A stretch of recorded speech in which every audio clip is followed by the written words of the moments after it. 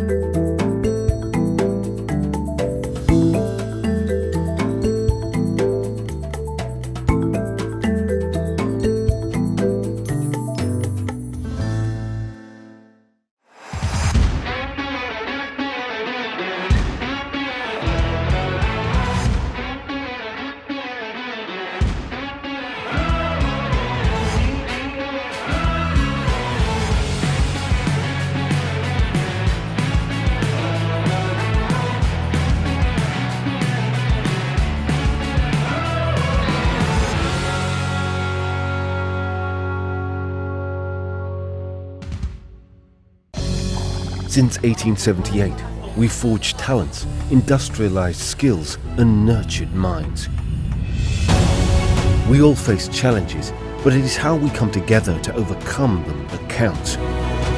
We work with educators, employers, and governments in over 100 countries to get people into a job, progress in the job, and onto the next job. We are apprenticeships, T-levels, technicals, and traineeships. We are engineering, health and care, and construction. We are aspiration, opportunity, and ambition. We are city and guilds. No one is better qualified.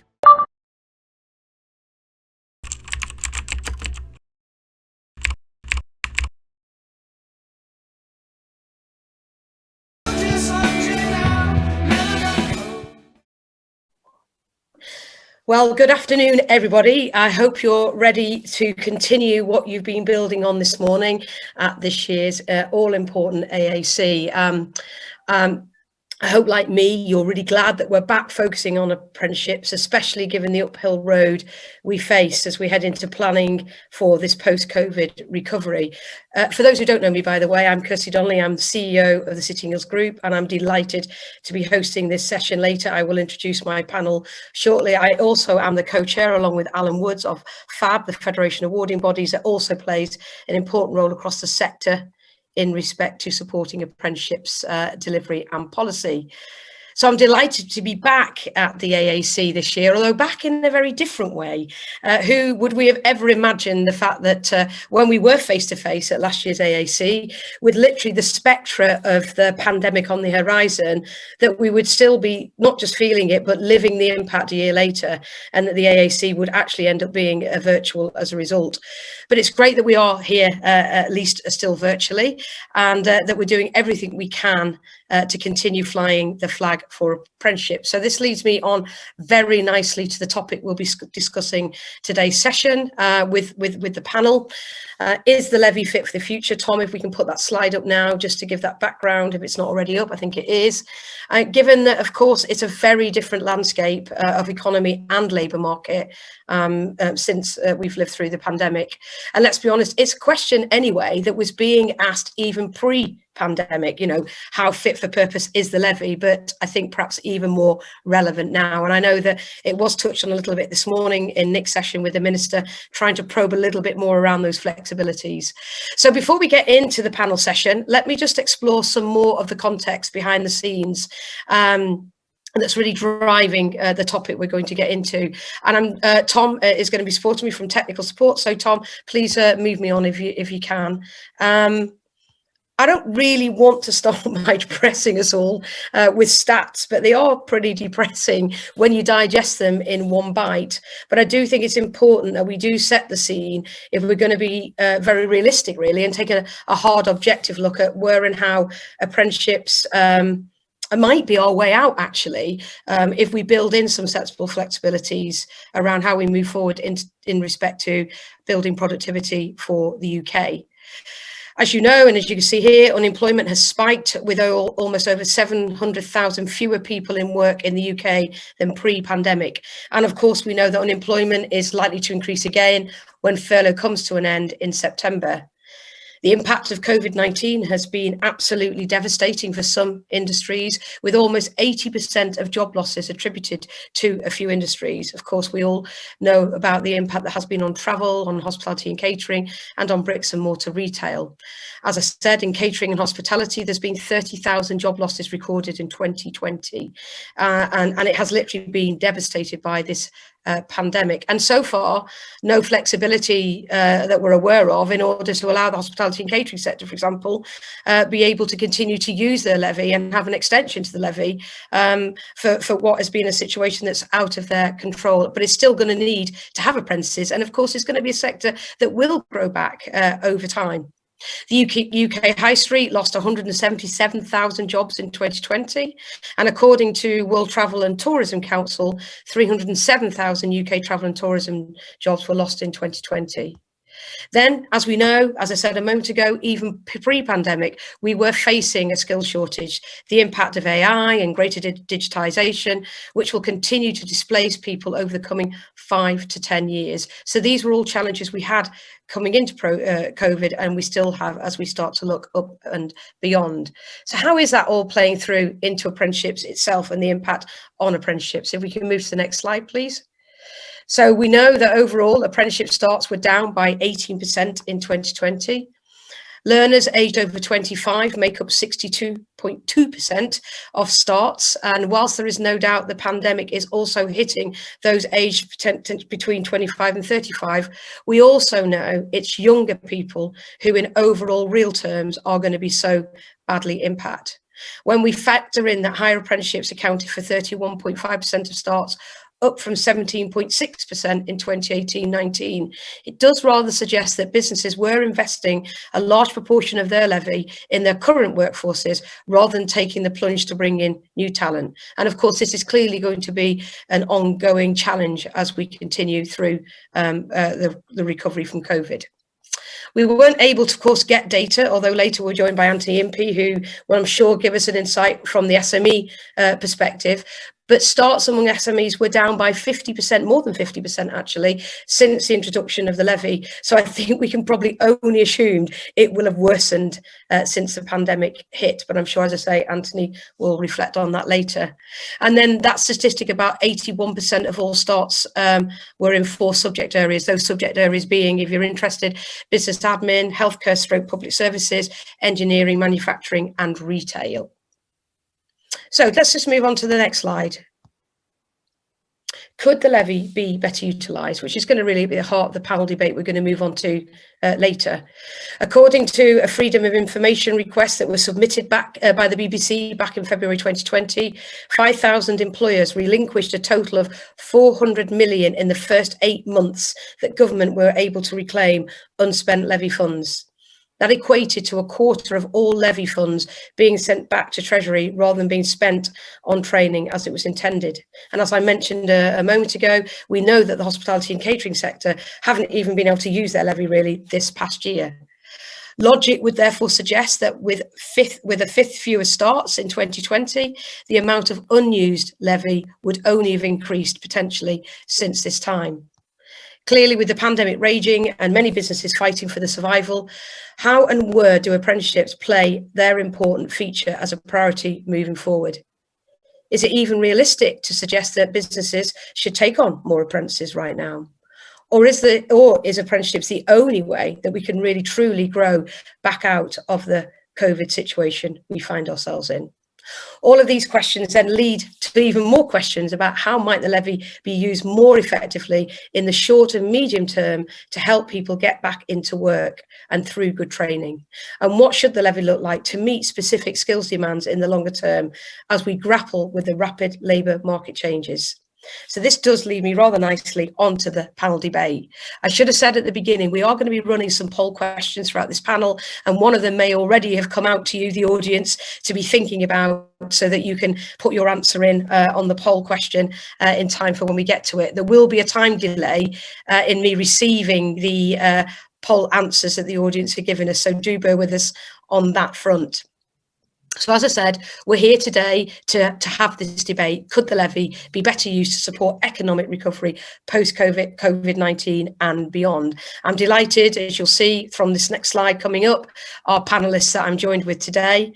And in a moment, I will properly introduce, and we'll put the screen down, and you'll be able to see their wonderful faces in advance of us getting into the panel. So we've got Chris Fletcher, we've got Anthony Impey, we've got Jane Hadfield, Simon Ashworth, and Nick Linford. So a sterling lineup of different experts with different perspectives on this whole question of how should we use the levy. So if we can just take the screen down, if we haven't already done that, technical team, so we can see all of our panelists, that's great. We're not going to do the normal read out a biog. As I say, I think you're all pretty well known to our audience, and I don't want to take up precious time really on doing that. What I'd like each of you to do maybe in a minute is just really state what your position around apprenticeships is. A sort of warm up, you might say, to the discussion we're going to go on have. So let's start first with Nick.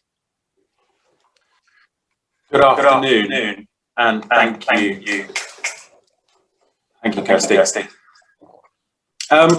Really delighted to be able to contribute to this roundtable. I think the first thing I want to do is just really state a couple of facts so that we can all start on the same page, because I think there continues to be a bit of misunderstanding about unspent levy funding. I was reflecting, Kirstie, on the BBC article that you quoted, and there's a line in there around about fourth or fifth line which says, funds that are not allocated by the employer within 24 months expire and get passed to the government.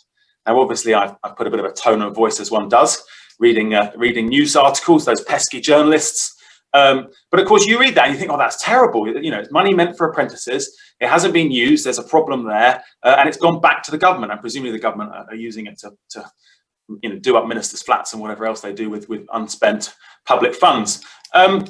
But actually, if you read on, I do hope that when you are reading stories from reputable journalists, both at the BBC and FE Week, you do read past the first few lines. You read on, and then there's another line which says, the Department for Education says, which one presumes is correct, and it is, expired funds will be used to support other apprenticeship training by smaller employers. Now, that kind of takes the heat out of the first line, I think, which is somehow it's gone back to the government. Of course, the whole design of the apprenticeship levy is around half of the £2.5 billion would be spent by employers because they actually wanted apprentices, but they wouldn't want to use all of the money because they don't need that many apprentices. And actually, it wouldn't be a good thing just to create apprenticeships for the sake of spending the money. Much better to use it where it's needed. So it was always part of the design that around half of the £2.5 billion would be recycled on a rolling basis to support employers at a 95% subsidy, which is massive, pretty much giving it away, a 95% subsidy to support those employers that aren't paying the levy, and in fact to support the larger employers that have run out of levy and want even more apprentices than their levy was paying for. It also pays for English and maths. It also pays for some of the uplifts we used to have for disadvantage, for the area that they lived in, and so on. And now it also pays for the employer incentives, the cash incentives for 16 to 18-year-olds, and also for those apprentices that are new in role, the new cash incentives that are now as high as £3,000 for all age, as long as they're new in role. So I've spent a long time talking about it, but it's something that crops up a lot and has done recently in terms of giving money back to the Treasury. There has been a bit of that. Let's not pretend, in the first couple of years, a couple of $100 million, probably a little bit now as well, back to the Treasury because of a slowdown in starts. But the reality is it's all going to get spent. And as we get back on track, we'll be back where we were 2 years ago, which is predicting and planning for the £2.5 billion to not be enough. So in about 2 years from now, what we'll actually be debating is whether 0.5%, which is all it is, it's 0.5% of payroll, whether 0.5% of payroll is enough. And maybe we need to go to 0.75% or a full percent of payroll, because frankly, employers should be investing. Maybe we need all in small employers not to get a 95% subsidy, but just to get on the levy system at, say, 1% of payroll. So I just wanted to, my starting position really was just to be really clear about what should we do with this underspend, and should it be, for something that's not an apprenticeship on a program which is for apprentices? And the simple answer is no, it's a program for apprentices. If you think that there should be training in other things for employees, then let's look to the other funded programs that we have for employees, or create one and have employers co-invest or just generally invest in a supported program. Last thing I would want to do is dilute the apprenticeship program with other schemes, and secondly, end up running out of funding for needy apprentices any faster than we're already going to do. So on that controversial note, I'll leave it there.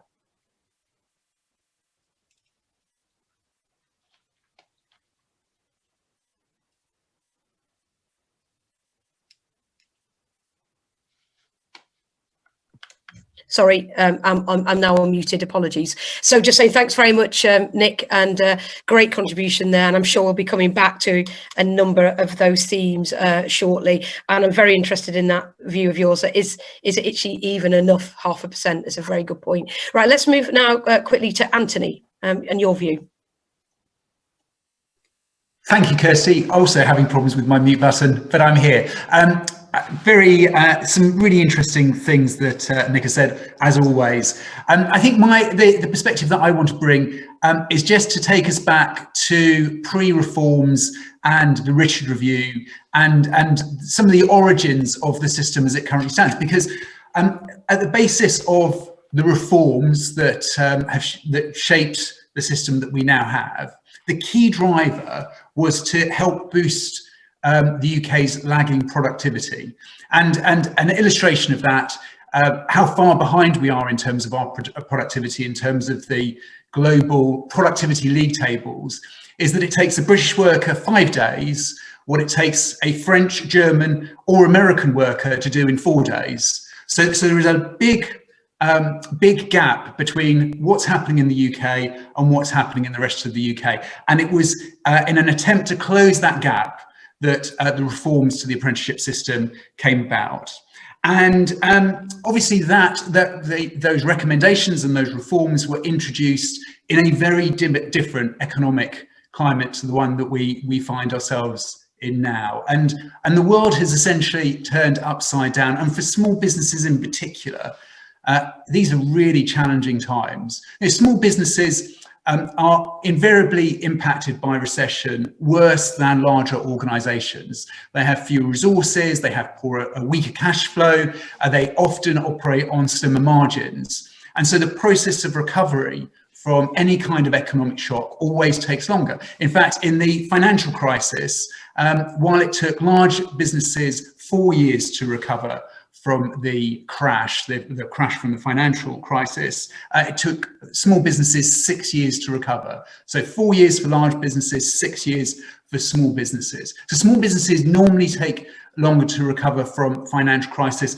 and it is reasonable to expect that the significant impact of the current crisis is going to mean that the length of recovery is going to be that much longer. And so we have to have an apprenticeship system that is able to respond to this environment. We've got to have an apprenticeship system that helps small businesses recover from this massive economic shock that they have experienced. And we know that there are some key areas where small businesses can really be helped in terms of addressing this productivity gap at this point.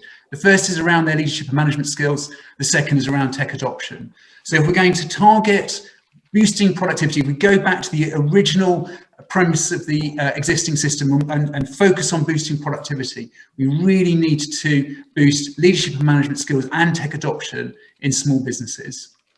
No, thanks, Anthony, and thanks for that sort of reminder. And I think you're absolutely right. If you go back to the absolute original origins of behind the apprenticeship forms, it was very, very much targeting SMEs, and actually we've diluted that over time. I'm sure we'll come back to that. Jane, if I may come to you now. Yeah, thank you. So as Kirstie said, you know that I work for Health Education England, so I lead for apprenticeships for the NHS. So, and this is really topical, isn't it? Because everybody's talking about health and social care and the contribution we've made to the emergency, and we're not out of it yet. But, you know, in an organisation of 1.4 million headcount, with 260 levy-paying organisations, 7,000 GP practices, which are SMEs, but those 260 large trusts that you're probably very familiar with, we've got a big levy account. But during COVID, our apprentices have really contributed to supporting on the front line, and we've managed to keep over 20,000 of them in learning. And we're not at tipping point yet. We haven't spent all our levy, but we've now got a really strong menu of different apprenticeships for organisations to be able to spend their levy on. And we've got a really healthy partnership across secondary and primary care in sharing our levy. And we've hugely benefited from levy from other industries who are wanting to invest and support health and social care. So in terms of good partnership working and supporting skills development where it's really needed, the apprenticeship work that's gone on is absolutely helping us. And my feeling is that employers they know the skills they need, and we have apprenticeships that fit their skills needs. And it's not all about clinical. Picking up what Anthony's point, we have a huge digital transformation agenda, 350 different careers in the health and care sector, and we've got a massive integration agenda. The other thing is we've got a massive opportunity for career changes. So we've had huge attraction for people who have not benefited through COVID at all. They've lost their jobs, and we are picking up people from many different industries: retail, airline, hospitality. There's never been so much interest in health and care careers, and I'm also leading on a massive expansion of registered nurses, and our apprenticeships, our degree apprenticeships at level 5 and 6 are playing their part in that. So I think I am nervous of anything that destabilizes the progress we're making, but I think there is a case for some targeted flexibility if that's what employers want, to help them open up the skills development they need using the apprenticeships they have designed with the institute that they want to support their workforce. So I think I want jam on the two sides and butter on the crust, basically. I don't want to destabilise, and I want more support across the whole system to help providers and employers really support those apprentices and target the skills where we need them. And we need to be able to amplify those voices so that we do go back to the essence of what this was all about. And my last point is your point, Kirstie, about employers spending their levy on current workforce. We do have a lot of that, but we also have a real opening up of widening participation of people who are building aspiration into health and care careers that they wouldn't have been able to do through any other route. And that's at all ages as well. I'm also really concerned about noises about closing down higher and degree apprenticeship opportunities for those that have worked in the service for a long time and have been supported on our talent pipelines into those regulated roles, whether it's nursing or AHPs. So there's a lot in there to unpack, but that's absolutely our position. And we haven't spent all of our levy yet, and we're taking levy from other industries, but we're also sharing it back as well. Thanks, Jay. No, look, and while you were speaking, I think you reminded us of the absolutely fantastic work that obviously everybody in the NHS has been doing in the front line. Hence my reaction clap and thank you for that. And I think the very fact, as you said, you made a very important point, something I've been talking about consistently this past year, and it's why we developed the Step Into programs that City and Guilds has come out with, which is about how do you help people transition from a career, like you say, in travel into health and social care, when there is so much opportunity across health and social care for us to provide really good jobs and opportunities. So thank you for illuminating that point as well. Right, moving on now, Chris, maybe take your angle, and if we could try and keep to a minute for these last two, that'd be great. So I want to make sure we get through all the poll questions. We're touching a lot anyway on the first one, so. Perfectly understood, Kirstie, no problem whatsoever, and good afternoon, everybody. I'll keep it very brief, actually, because I think it's there's a couple of real key issues in all this. Number one is, and I'm picking up on Anthony's point, what the small businesses, indeed medium businesses and large businesses, what are they facing at the present moment in time? We do an awful lot of research work with our 4,500 members in Greater Manchester Chamber. We speak to an awful lot of those businesses, and at the present moment in time, they've got a twin back of issues really beginning to dominate. One is on the back of COVID-19, furlough, redundancies, different working patterns. The world of work will change, I think, quite significantly over the next few years. And the second bit then is, I think it was covered in your slides though, around the numbers of UK workers that are going to have to reskill. 40% of the UK workforce is going to have to reskill in the next 10 years. So it's not as though we're starting from a single point in time that we can plan ahead for that. We've got a real big issue coming up with COVID and a real big issue with general skill patterns that feed into the productivity and all the rest of it.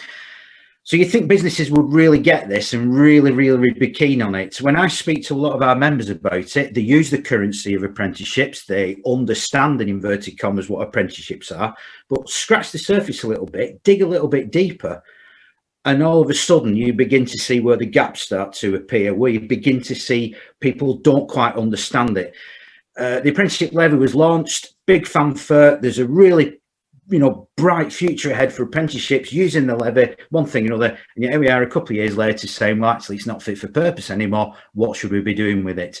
There is something that we need to do with the levy. Fundamentally, it works, but it needs to work better. We need to revisit it. We need to be a little bit more agile and flexible now to answer those threats that we've got right here and in the next couple of years. And if we do that, we will get it sorted out. But there is a long way to go from where we are now to where we get to that point. And I'm sure we'll touch on that in the discussion. Thanks, Chris. I'm sure we will. And look, I think that was really well said. I think that point that we are in a very different world to the one we were in, and it would be foolish of us, government, of employers really, not to rethink the levy in that context. So very, very well made points. Simon, last by no means least, over to you. Thanks, Kirstie, and hi everyone. I mean, I guess the starting point for us would be the levy itself. So, taking a step back, the levy has been a game-changing opportunity. It's doubled the amount of investment in apprenticeships, and we've got to be careful not to criticise the levy. The levy is a significant investment that we should protect. It's the levy system which we've kind of heard from colleagues on in terms of getting the balance right between large employers and small employers, because I think we've swung from a system dominated by small employers to a system dominated by large employers on high level skills. So it's all about really getting a balance and a system that works for everybody. But we're extremely cautious around diluting the levy, as Nick kind of articulated well at the start. We had a slow get going of the levy. There weren't, adoption, the availability of standards. But last February, the perm sector, the DfE, was talking about hard choices for the apprenticeship programme and having to ration. And certainly talking to employers that we speak to, they really would want an apprenticeship system that's all age and all level. That's really important to them. About something that meets their needs. So. Kind of cautious really at the moment. We were going to have an overspend this year. That's been deferred. It's not gone away. So even if we have a bit of short-term flexibility, it's very difficult to put the genie back in the bottle. And there's a range of other programmes that are available. We've seen 500 million going into the National Skills Fund, and is that an opportunity to reskill adults? That is a big challenge. But approach with caution, I guess, is our position, Kirstie.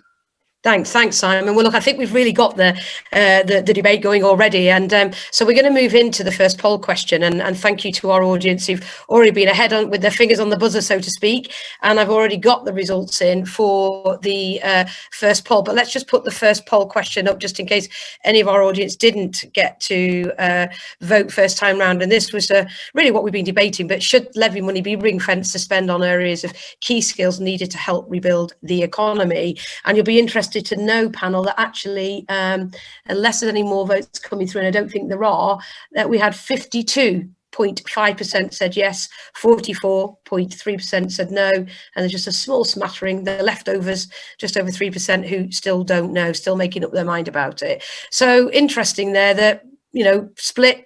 And that's quite interesting, because I think about the conversations I've listened to all of you just talking then in your intros, there's a little bit of split, not too much, but even on our panel in terms of just got to be careful about how far we go. And yet, as you were rightly saying, Jane, should there be some more freedom for employers to be able to target where it most needed? So let me come back to you, Jane, on that point. We won't spend too long on this poll question because I want to make up some time. But are you surprised by that just over 50% say yes? And is it a view that you would support?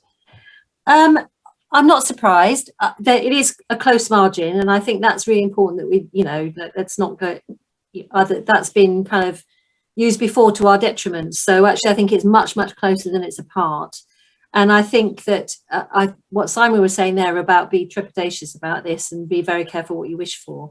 But when I'm talking about this, I think we've got some some opportunities around growing our apprenticeship offer, but we really need quality providers in the sector. And some of that provision will be grown out of our expertise within the system, within the service and employers.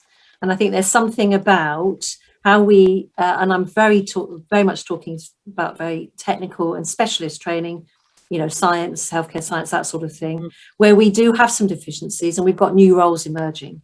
So, you know, if there was something that could be done around sort of supporting levy spend to actually get some of that kind of training provision off the ground, you know, it might be worth looking at. There are other ways of doing it, but it feels a very big mountain to climb for employer providers when they're busy doing the day job. And there's just something about how we support that emergent new activity, new provision, new roles, and helping to deliver apprenticeships to do that. Yeah, as so an example. No, it's a really good point. So almost you'll be sort of saying there, sorry to push on this, but there will be a nudge more for you doing it, having targeting it in some way, but being very conscious of why you're doing it.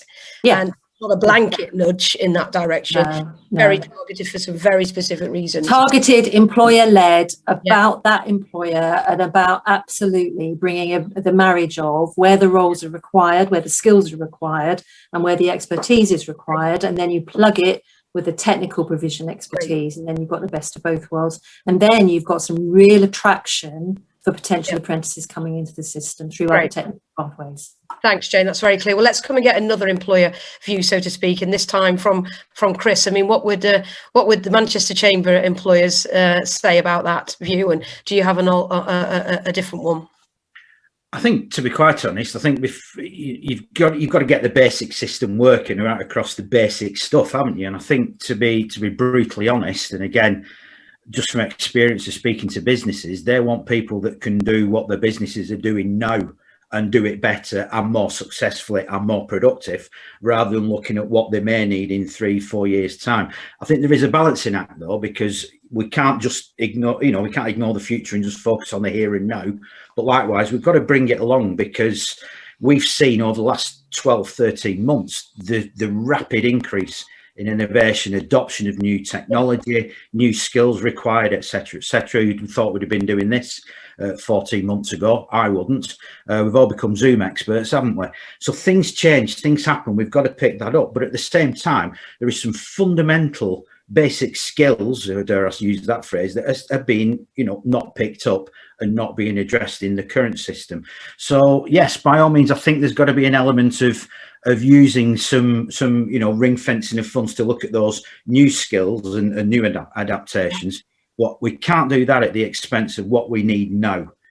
There's a long history of underfulfillment in a lot of skill areas in this country. Let's make that right, and let's look at what's happening actually needs doing in the future. I think if you do that, you're onto a bit of a something that most businesses can actually identify and say, that makes a lot of sense. I want to be part of that.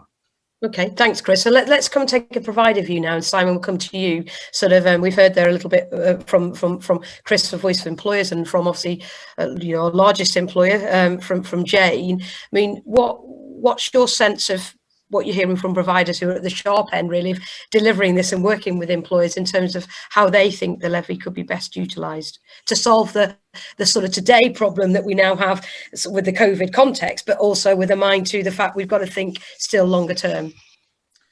Okay, I mean, obviously there's different challenges for different sizes of employers in terms of levy payers, and but we mustn't lose track of there's 98% of employers in this country don't pay the levy. And it's making sure that there's training programs, there's provision for the whole spread of employers in the system. So I think there's different challenges for different organisations that have got very different needs. So sometimes it's not a one size fits all.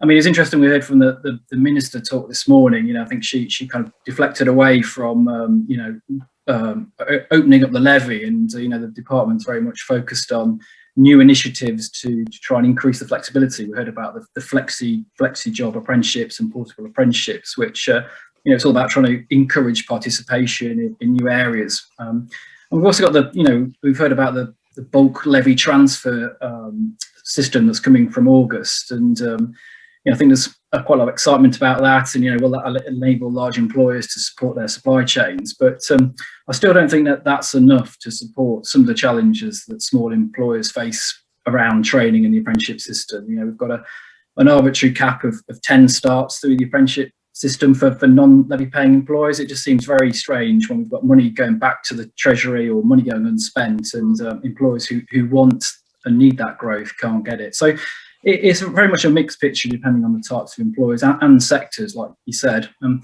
then just very quickly on that, the focusing on key skills and key requirements just makes me a little bit nervous. You look at the level 3 adult offer, and the government left out retail, hospitality, leisure, those areas that have been decimated most by COVID. So again, that's what Jane said, you've got to be careful what you wish for with some of these things.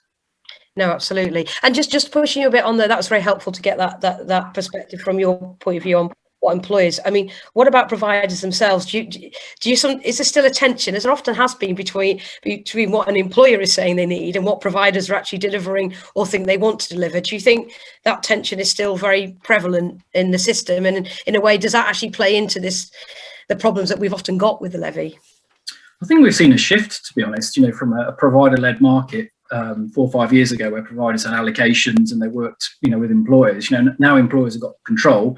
And, all employers have got control now, even the small employers, the purchasing power. We've seen a real change in the dynamics and relationships and, employers voting with their feet. So it is, and some have done extremely well, and they've adapted and developed their business, and some have really sort of struggled. So we've gone through a period of reform, and now it's kind of around refinement, really, how that's going to work. But it is interesting how those dynamics have changed, and those who are more responsive have been successful, and those who've just tried to follow the old methods have been less so.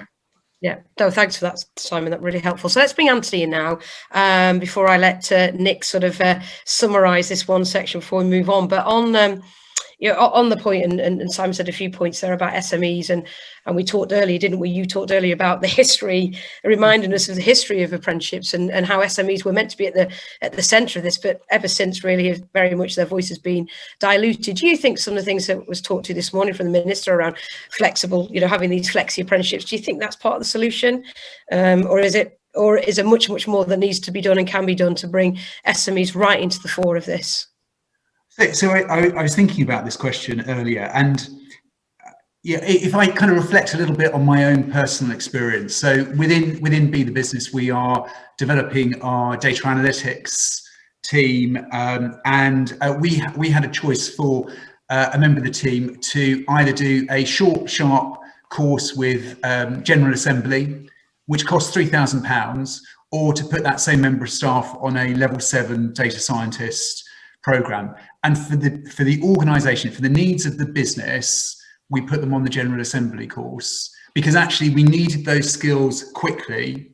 We needed them in the 10-week period that General Assembly could deliver them in, and that need to move quickly and decisively was more important than providing a longer term, definitely richer learning experience than an apprenticeship could provide.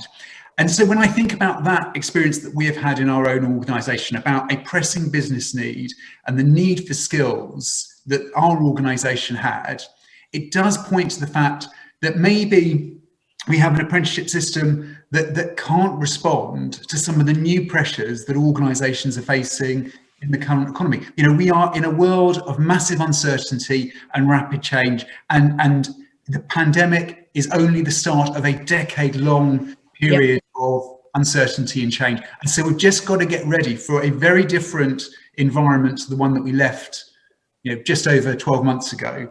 And so I think we do have to think slightly differently about how we can apply some of those, some of the apprenticeship funds or the levy funds in different, more innovative ways. And I think flexi, creating some sort of flexible system, or some system that attaches the levy to the learner rather than to the employer. I think we have to think very differently, because it's only through that kind of innovation that we're going to have an apprenticeship system that is going to be fit for purpose, and especially going to work for small businesses, because the system hasn't really worked for small businesses today. It didn't work so well before the pandemic. and it really isn't working very well now. And so we've got to adapt. You know, we can't just say, oh, well, these are the rules, let's just keep going. You know, these are, you know, because, you know, we're wed to the rules. Mm-hmm. That's difficult to say. You know, we've got to say the world has changed. The environment in which we operate has changed. And so let's design the system to accommodate this very different environment we're in. No, thanks, Anthony. We'll probably in a moment, after Nick gives his view on this, when question 2, we'll probably come back to this issue. Is the system even fit for SMEs? I mean, do we just need something completely different maybe? Nick, so a number of perspectives there, and you were very clear, I think, at the beginning when you were talking about your own passion around apprenticeships, where your stance might be, but any sort of additional views or observations you want to make on what you've heard? Yeah, I mean, I think I buy into a ring fence if we're not talking about moving money out of apprenticeships. When we talk about a ring fence, you know, the point is we've removed ring fences, yeah? So we used to have 600 million that could only be spent on 16 to 19-year-olds. And I gave Robert Halfon, the then skills minister, now chair of the select committee, a really hard time when he took that ring fence away. Because I said, by putting funding decisions in the hands of employers, they won't prioritise in ways that the public would expect public money to be used. Lo and behold, business management, 24,000 starts in that sector, the highest number of starts across all sectors, higher than health and social care at 23,000. And when you throw in administration, that's 36,000 starts, you know, 12,000 on building and construction, 11,000 engineering. This is a move we've been reporting at FE Week for about 5 years. The sector is now, apprenticeship sector is now being dominated by apprentices for people that are already in a job, particularly in the management sector. Where I would like the ring fence to be is in priority areas that we think will actually rebuild the economy, not high-level management, not in my opinion. We will rebuild the economy by encouraging employers to take on new employees with training. And I am delighted that after following this, working at college for 7 years, reporting on it for 10, delighted the government have finally woken up in the last 6 months, finally woken up to incentivising job creation through apprenticeships. People that are new to this might not realise it, but it's only in the last 6 months we have a cash incentive or any incentive at all for the apprentice to be a new employee. These what are now £3,000 temporary incentives are only for people who have been in a job for less than 6 months. Mm-hmm. Now, that's where we should have been 15 years ago. What the hell are we doing as a nation, funding the same amount of money for an existing employee that's been in the job 10 years, aged 50, to someone who is new to a role, aged 17? It is bonkers. So let's prioritise the funding for those where it would make the biggest difference, and let the employers, where they have money to spend and invest on things that will bring in bigger profits, bigger contributions, which they do every day, let them spend their own money on those things and treat the levy as what it is. It's a tax to be spent where the public and the government that we vote for think it should be prioritised. Yes, ring fence it for young people and job creation.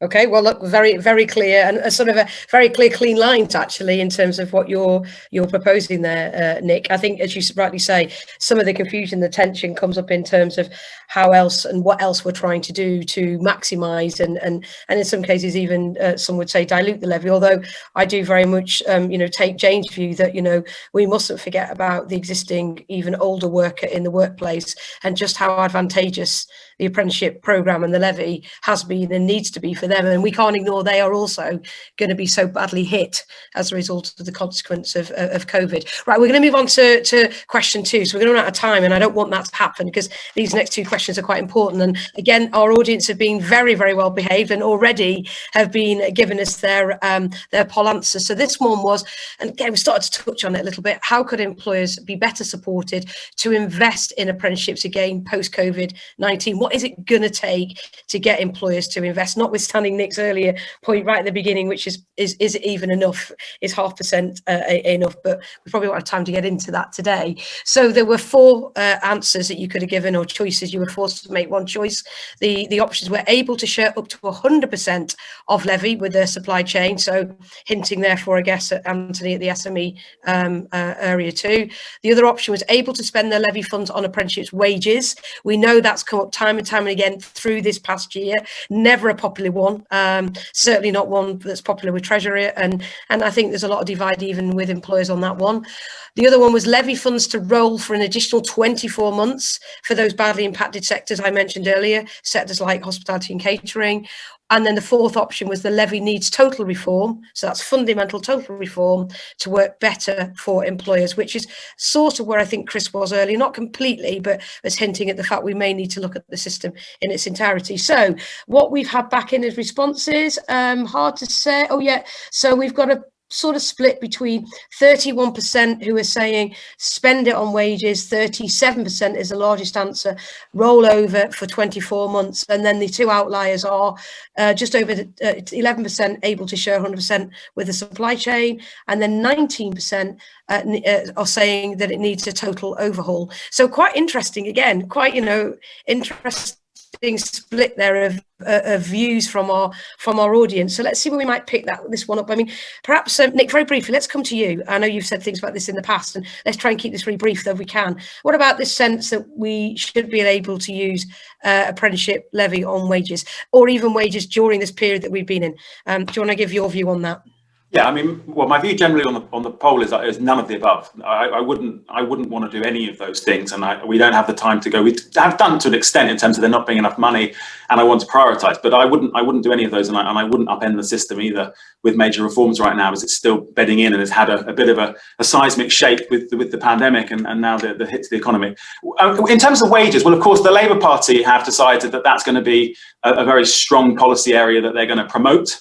Alongside, of course, we have the Kickstart scheme and issues there around, as it stands at the moment, whether there's any sort of duplication or perhaps what the economists might call a kind of opportunity cost associated with picking one over the other. Maybe employers at the moment are picking the free wages. My experience in the apprenticeship space, I've been working in it and reporting on it for 15 years, is once you start wage subsidies, unfortunately, our assurance regime and our regulators cannot keep up with fraud. They cannot keep up with poor practice. And the inevitability is, and I stereotype, we will have envelope stuffers in basements, putting things in envelopes and taking them out of envelopes. I simply don't trust the employers or the training, or some of the training providers, frankly, for there not to be some scandals in FE Week, which will make their way to the Treasury, which will then impact on the rest of the sector. So if I was in FE, I would not be encouraging the government. If I was the Labour Party, I would not be encouraging the government to introduce a subsidy regime. What I would be doing is making sure the programme is as attractive as possible to employers, so that they want to invest their money, not get more stuff for free. As a sector, we've been damaged for 20 years by government schemes that make employers think everything's free. So I would get rid of the 95% subsidy, at least go to a third employers pay, but prioritise the unemployed. So if they are genuinely getting into work, then it's fully subsidised. You've got to pull the right levers. Yeah. And actually giving everything to employers damages the sector in the longer term. I've been doing, many of us on this call have been doing this for many, many years, and we've seen the government panic. Train to Gain, if you want to go back there. Absolutely. Government panics and it damages us for another decade. Yeah, no, good point. I was just thinking Train to Gain as you were speaking there, Nick, and I don't think any of us want to go back to that. Antti, if I come to you now, I mean, as I said, there was a bit of a nod there in terms of one of the options being about how the levy could be shared. As I said, I think the audience voted for that. 11.6% it was who said share up to 100%. How do you feel about that? Disappointed, not surprised? What's your take on? And also maybe you've got a comment on what Nick's just said as well. Well, I mean, we've got to look at the environment that this is all happening in. We've just come out of the biggest economic shock in 300 years. Confidence in small businesses is at an all-time low, and so I don't entirely agree with Nick's assessment of the situation. A government incentive of a few £1,000s doesn't correct the scale of the challenge that all businesses, and especially small businesses, face at the moment. And I think we've just got to consider this question in that context. This is one around restoring confidence in the economy. So small businesses make investments they need to make in talent and in technology in order to start rebuilding. Until that happens, we're gonna be stuck in sort of quite a challenging economic space for some time. So I think that is the core challenge. we do have to, we have to be able to help small businesses find the right resources that can address their particular challenges. We know that in the last 12 months, we've seen this massive acceleration in the use of technology, and more small businesses are going to have to incorporate technology in what they do. And so if we're going to do something, we do have to target at those particular areas that small businesses are really struggling in. We know that tech is a big part of that. Just going back to the big question, and how we can support businesses use the levy more. I do wonder whether there is another option around being able to use some of the levy to administer the transfer of levy to other businesses in your supply chain. And Nick, I can see, is crying at the prospect of that. He has his head in. Has his head in his hand. But if you were on an actual panel, I might have to actually separate you. We would be sitting at the opposite ends, wouldn't we, Nick? But we do have to make it easier for there are a lot of large businesses that want to support their supply chains, but it does cost money in order for them to do that effectively, and we can't pretend that it doesn't. And so I think that's quite an important point. But I welcome Nick's feedback on that. Well, we'll see. We've got time for that. Let me just bring Jane in, because I think what you did raise there, Anthony, as well, is just the sort of reality, really. I think it was something Chris was touching on earlier when he gave one of his views about, we do have an ongoing skills crisis right now. We have shortages. I'm going to come to you now, Jane, as we heard in the NHS and across the healthcare more broadly. So, should we not actually put the focus here and really help those employers where we most need to, say, in those areas of health and infrastructure and green economy and digital, where we know that we've both got a short-term issue now in terms of being able to help get people move from those areas that have been decimated into new skill areas, but also doesn't that serve the longer-term growth agenda as well? So, Jane, what would your take be on that? So there is absolutely something about that. So principally, I'm sort of veering on Nick's side here about, I think, is thin end of the wedge if we start spending levy on salary. Having said that, there's a bit here about affordability of off-the-job training and all of that kind of stuff, okay? There's something about how you prioritise the right skills in the right context, and you make sure that that's actually going to land with what you thought you were, starting with the end in mind and all the rest of it.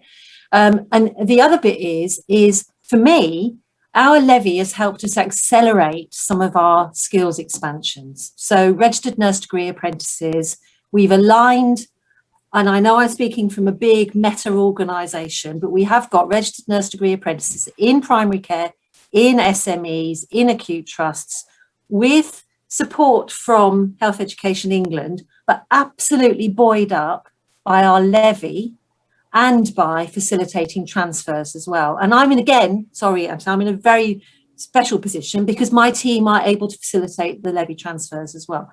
But so I think you're absolutely right. You need the support. And if the support isn't there from an organisation such as I'm sitting in, we need to find a way of supporting across the whole system, especially if it's targeting specific innovations such as the digitisation and the tech industries, because they're going to inform and be part of our supply chain as well. Exactly. Yeah. So it's sort of it's all joined up. Yeah, a win-win perspective. No, thank you, Jane. Simon, I'm going to bring you in very briefly now, just to sort of, again, just coming maybe from the provider point of view. I mean, sat there with your provider hat on, how would you have answered that question yourself? So if we look at where we've had the biggest negative impact, it's been around young people, SMEs, and lower level apprenticeships.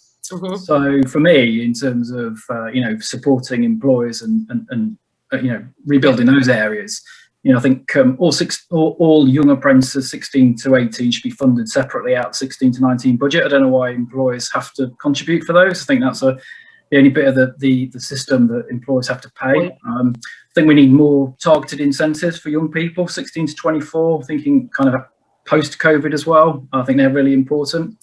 Making sure we've got the right available standards for all employers, level 2 business admin equivalent. It's a contentious one. It's been out there for a while. But also, I think we should be fully funding level 2 apprentices. There's a level 2 entitlement. So I'd be fully funding. I'd remove the co-investment. And the final bit of the jigsaw, I think, for all employers would be have another look at the off-the-job training. So the off-the-job training is a key part of the apprenticeship, but it's the number one barrier, and it continues to be around participation. And when you say, you could see, I don't know if you're reading the body language of some of your colleagues on the panel, particularly Nick, you had a couple of thumbs up and then a couple of grimaced of a few of those points. But just on that sort of off the job, are you getting at that from the point of view of again, back to Anthony's point earlier, the world has we've span, we've had this massive axis. And are you talking about the fact that we should be able to looking at very different blends of how that off the job is delivered? Or are you just talking more fundamentally about off the job? I think we need some flexibility. So everyone knows there needs to be high quality training. I think there's some flexibility around should learners be able to do some of it in their own time if it's in a controlled way, and also things like maths and English as well for learners who are disadvantaged. That their maths and English time is on top of their off the job training time, so it makes them even less productive for employers. So just some flexibilities around how the program's delivered, I think, would help with employers. Thanks for clarifying that. Thanks, Simon. Let's move on now, Chris, to you, if I may. And we haven't touched on it, although it got hinted at before, of course, the Kickstart scheme, which many would see as being kickstarting, yes, young people's careers, but kickstarting people into apprenticeships. Is that how employers in Manchester in the chamber community are seeing Kickstart, or is it a bit of a thumbs down at the moment as an initiative? To be quite honest, the Great Manchester Chamber is a Kickstart gateway. We've had quite a bit of success with it, but when you are giving employers the option of Kickstart or an apprenticeship, surprise, Kickstart's winning more times than apprenticeships, because quite simply they see it as that short-term, quick, easy win. The funding's there, thanks very much, we'll have it for 6 months. What we're trying to do now, though, is link that into a much longer sustainable bit around apprenticeships as well, because to be quite honest, there's no value in some young person coming into a business for 6 months, and at the end of it, they're going somewhere else. We need to secure that longer term employment in those businesses, not just for the young people, not just for the businesses themselves, but for the wider Greater Manchester community. So there's a trick here. There's a balancing act again, isn't there, to make sure this works. But I think it's also up to government to begin to join the dots with this as well, where they have got these schemes. They link it into a much wider and a much longer term system as well. So Kickstart does seem to be the preferred option. Apprenticeships starts are still going on, but they've got to start to come together sometime in the not too distant future, and one leads to the other.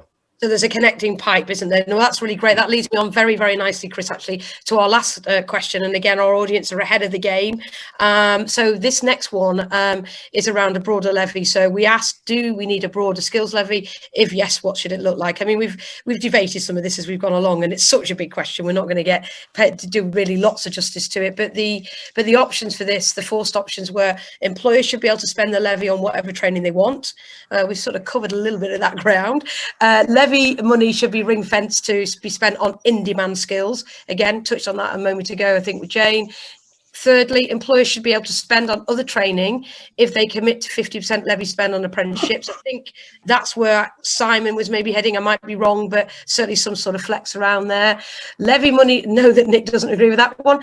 Your body language says it all, Nick. Levy money should be available to spend on outreach of young people, so careers advice, work placement. That was around before, as we know, even the pandemic, where people were saying, what about all the effort that goes into careers advice and guidance? And then lastly, no levy funds should be spent.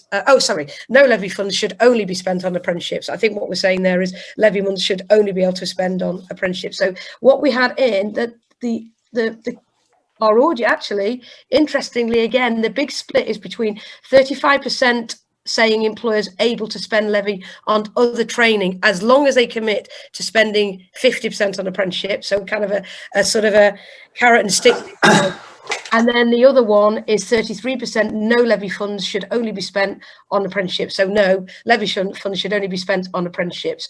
And then around the margins, the other ones got sort of 10, 11% sort of votes. So let's stick with those two if we may, because we are going to run out of time and I don't want that to happen. So Nick, you were nodding your head violently against a number of those. So why don't you, but you're going to have a minute now. So in a minute, just explain why you were having such a violent reaction to those to some of those points.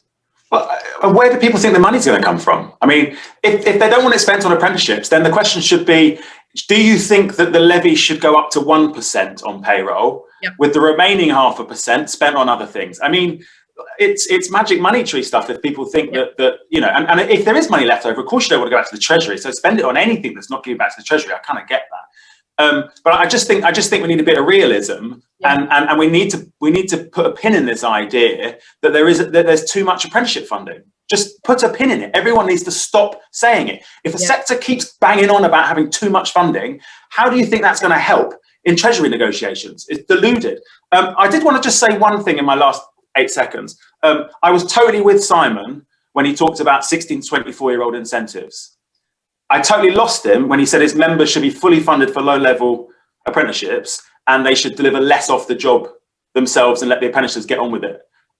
That's madness. The beauty of the off the job is it's the only program where you can use it as a selling point that they get a day's worth of, equivalent to a day's worth of training a week. We should be celebrating that as a sector, not be arguing with the government to try and water it down. That is something that we should cherish and why it's public money. Levy is not employers' money. We should also put a pin in that. It's public money. There was over £1 billion worth of public money for Levy, right? That was taken back. Sorry, there was £1 billion worth of money for apprenticeships. The Treasury took that away and replaced it with a tax regime. There is no debate to be had. It's not the employer's money. They get first dibs on the public money. No debate to be had on that. It's public money. No, thanks for that, Nick. And I think you have, though, hit on the kind of emotional raw nerve that's around Levy, in the sense that I know you're saying put a pin in it, but that is one of the emotional raw nerves, isn't there, around the Levy? Exactly, around the Levy. I thought you're very interesting, that this idea of, well, let's raise it then, and then maybe you can have some flex and use some of it something else. That's an interesting point. Right, Jane, come to you for your last minute, or even slightly less than a minute, in terms of your views on this. Yeah, so actually all of what Nick was just saying is really important, and I want to completely support that piece about not losing the off-the-job training and the quality training, and recognising that there is learning that needs to happen as an apprenticeship and it is fully funded. And I think there's something here about if you water it down and stop spending it on apprenticeships, then we're on hiding to nothing, because we're saying, exactly as Nick said, that we're never going to spend this levelly, so let's spend it on something else. Now, if we could interim, as we've said, interim targeted flexibilities to direct skill shortages, which sit with those employers who are making those choices with really good plans behind it, that's one thing. But making a broad brush change to that, to anything that is outside apprenticeships, no, I'm not for that. This is about apprenticeships. Thanks, Jane. Occupational competence. Good stuff. Right. So Anthony, Simon, Chris, anything particularly you want to add to that in sort of 10-second sound bites each? Anthony. I'll go first. So very quickly, I would just say that we need to recognise that if small businesses have stopped using the apprenticeship system, then maybe something's not working for small businesses in the apprenticeship system, and we need to think about whether actually we want them to engage with the system at all. But I just think we need, you know, if we were selling a product and nobody was buying that product, we'd have to reconsider whether the product was the right thing for the market, or whether we need to change that product. And the same applies here. No, I think that's right. And it's, as we were saying before, Anthony, it's a time come that we need to rethink the SME role within apprenticeships and what they actually do need. I think I would agree there. Simon, over to you quickly, and then we'll finish with Chris. Yeah, I don't think we need a broader skills levy. We've got boot camps, we've got the level 3 adult offer, we've got AEB, we've got UK Shared Prosperity Funds, we've got the lifelong loan entitlement. We need a bit more funding for adult learning. But, you know, there's a range of programs from entry level up to degree level outside of apprenticeships for adults. And I think we just need that to be more simplified and accessible as the solution here for these type of programs. Great, thanks, Simon. Chris. Finally, a couple of things. Businesses don't want to own the skills system. They want the products that a good skills system produces. And I don't like calling people products, but hey, it's business. And I think the second thing around it is, obviously in Greater Manchester, we've got a lot of devolution going on. Skills is still one of those areas that we are dependent on Whitehall for. There is a huge amount of traction on the ground when you speak to businesses to say, if you've got more local control, A, over how that money's raised, and B, where it's spent, there's a lot of interest in that. I liken it to business rates. Nobody likes business rates. Nobody understands the system. The money gets carted off somewhere. There's no accountability. If you take that away and put that local accountability, local taxation, local spending there, people understand that. We should be looking at something like that around some form of skills levy on a much wider scale. I think that then will really make the changes that this country needs. Brilliant. Thanks, Chris. Well, listen, we are out of time. What an hour. How quickly has that hour gone? I hope our audience have enjoyed it as much as I think we have. I think we could have carried on all afternoon getting underneath a lot of these views. And it's really good that we've had some quite different views. But ultimately, I think a very common sense that we've just got to get behind this. We've just got to keep pushing it forward. Apprenticeship skills generally are the only way in which we are going to grow back out of this COVID pandemic and the problems and challenges we've now found ourselves with. So thanks for listening. Thanks, my great panel, Jay, Nick, Chris, Simon, Anthony. Thank you so much for participating. And I hope you enjoy the rest of the AAC conference this week. It's great that AAC have put this on and continuing to make sure that apprenticeships stay at the centre of taking us back out of COVID and beyond into growth. So stay well. Thanks very much. Lovely to see you. Bye.